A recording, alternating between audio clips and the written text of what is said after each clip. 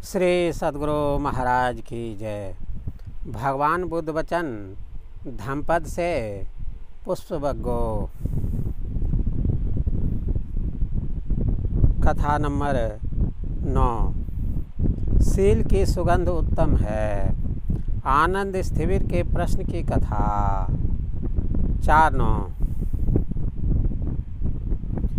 एक दिन आनंद स्थिविर ध्यान से उठकर भगवान के पास गए और प्रणाम कर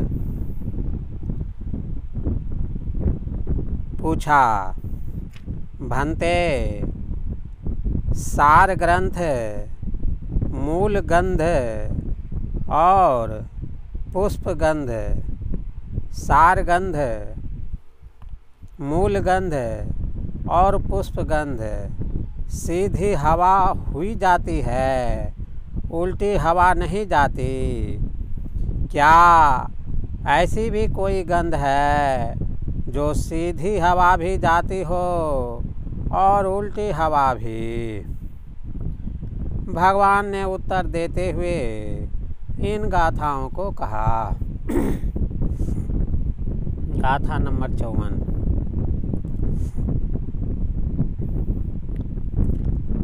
ना पुष्पगन्धोपटे वातमेति, ना चन्दनं तगरमल्लिका वा,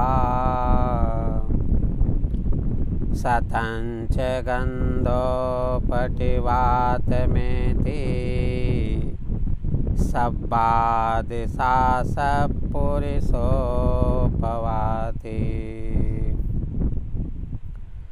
पुष्प, चंदन, तगर या चमेली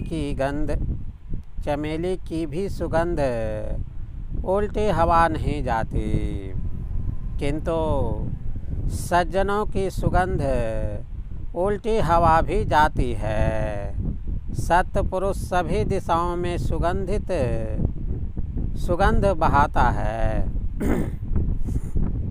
गाथा नंबर 55। चंदनं तगरं वापि उपलम् अथवस्यके,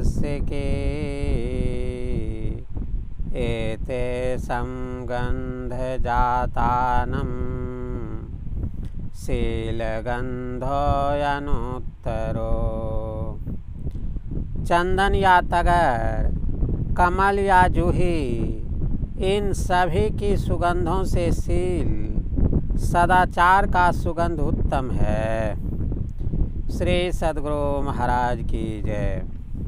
प्रभु प्रेमियों, आप लोगों की जानकारी के लिए बता दूं कि भगवान बुद्ध वचन धम्मपद नामक इस पुस्तक को आप लोग सत्संग ध्यान स्टोर से ऑनलाइन मंगा सकते हैं। आइए इसी कहानी को ऋषिकेश शरण द्वारा संपादित पुस्तक से सुनते हैं। सत्पुरुष सभी दिशाओं में सुगंध फैलाता है। आनंद थेर के प्रश्न की कथा। स्थान जेतवन, श्रावस्ती।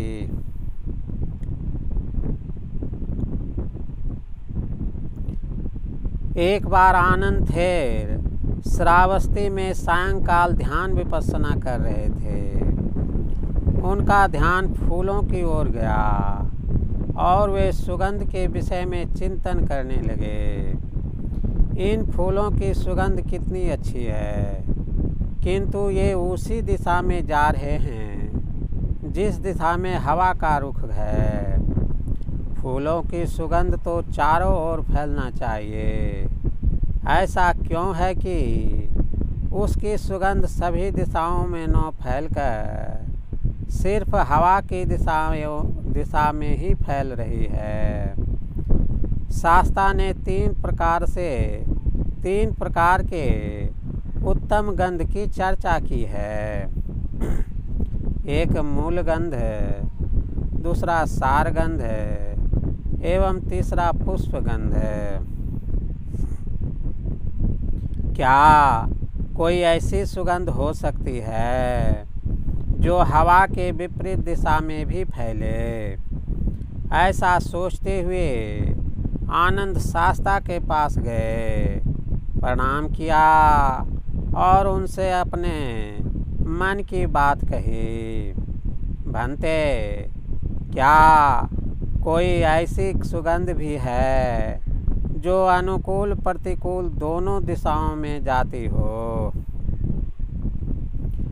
शाक मुनि ने आनंद को स्पष्ट करते हुए कहा, आनंद, इन तीनों गंधों से परे भी एक गंध है जिसे शील गंध कहते हैं। जो व्यक्ति बुद्ध, धर्म एवं संघ के त्रिरत्न की शरण में जाता है और शिक्षा को जीवन में उतारता है, हिंसा प्राणातिपात से दूर रहता है, चोरी अदत्ता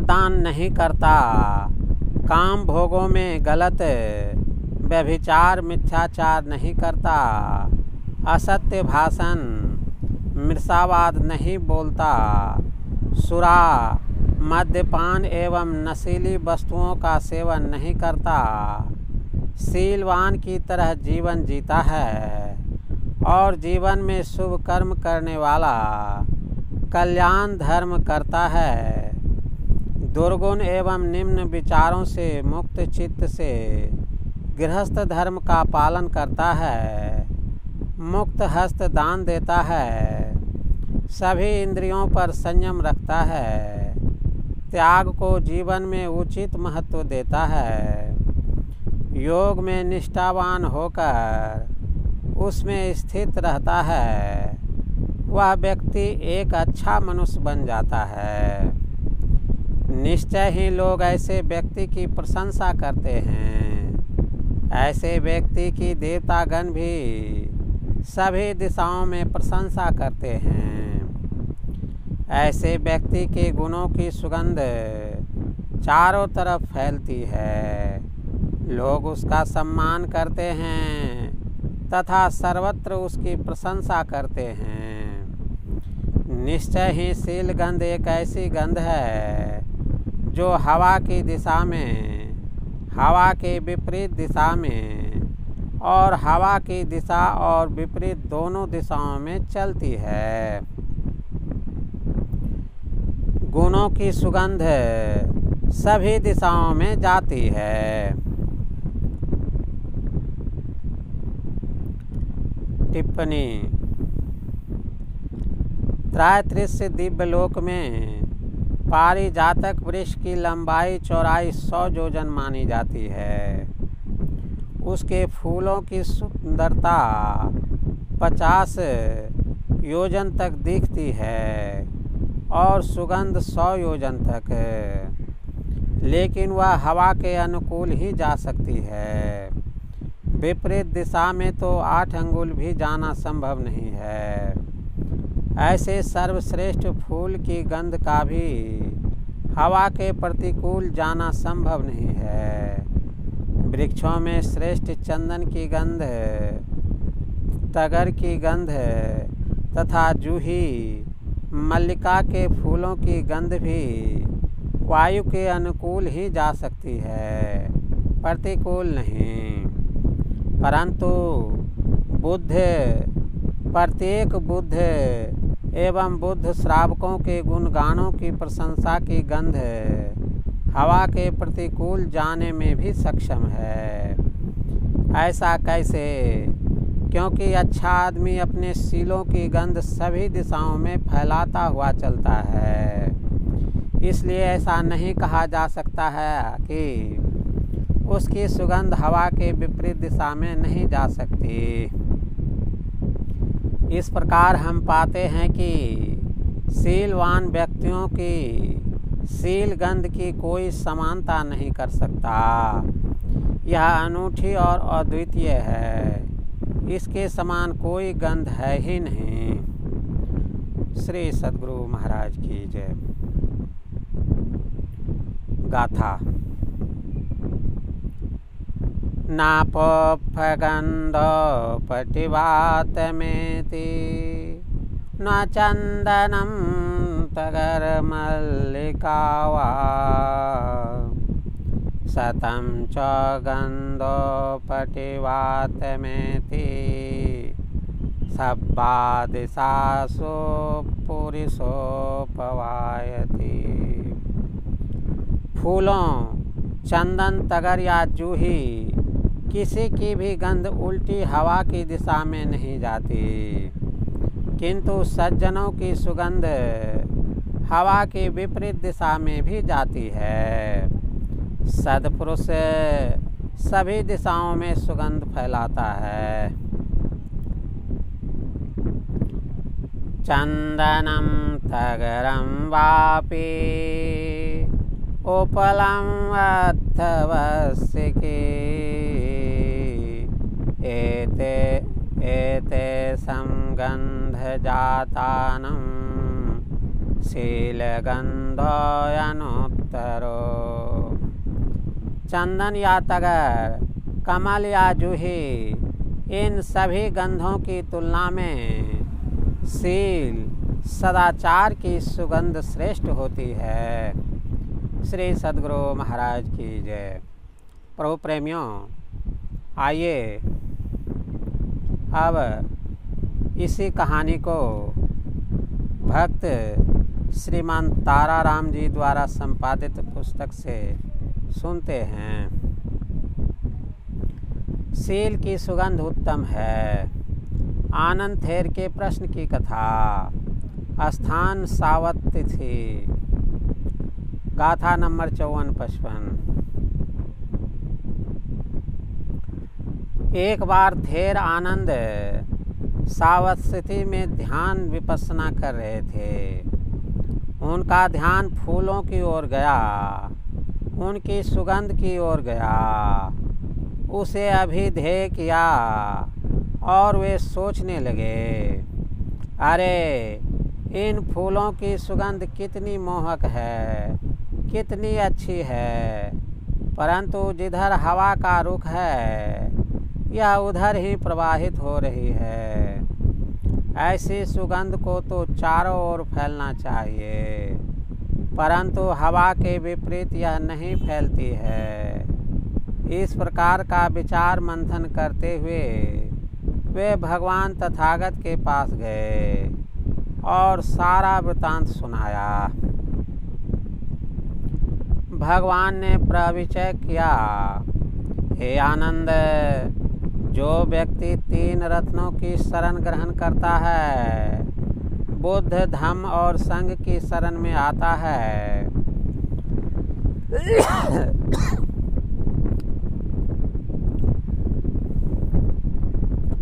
और शिक्षा पदों की पालना करता है, वह नेक होता है, लालची नहीं होता है। ऐसा व्यक्ति निसंदेह प्रशंसा का पात्र होता है। ऐसा व्यक्ति अपने सम्मान और गुणों की महक चारों ओर फैलाता है। जहाँ भी वह जाता है वहीं सभी जन, भिक्षु, ब्राह्मण, उपासक, गृहस्थ उसकी भोरी भोरी प्रशंसा करते हैं। चंदन, तगर और मल्लिका की गंध वायु के प्रतिकूल नहीं जाती है, किंतु ऐसे सज्जनों की कीर्ति चारों दिशाओं में व्याप्त हो जाती है। चंदन, तगर अथवा कमल और जूही, इन सभी उत्पन्न होने वाले गंधों में शील, सदाचार की गंध सर्वोत्तम है। हम अपने जीवन में शरीर को सुगंध से लेपित करते हैं, सजाते हैं और प्रकृति के व्यापक नियम के विपरीत बन जाते हैं। संसार की कैद में बंध जाते हैं। हम वायु और गुरुत्वाकर्षण के नियम के विपरीत स्थित हो जाते हैं। अपने शरीर के 22 अंगों को लेपित करने, सुगंधित करने से अच्छा है कि अपने अंदर की प्रज्ञा को लेपित करें, उसे गुणों से आभूषित करें।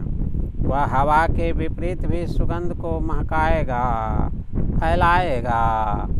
गुणों की सुगंध में ऐसा ही सामर्थ्य है कि वह दुनिया में चारों ओर प्रसारित होता है, फैलता है।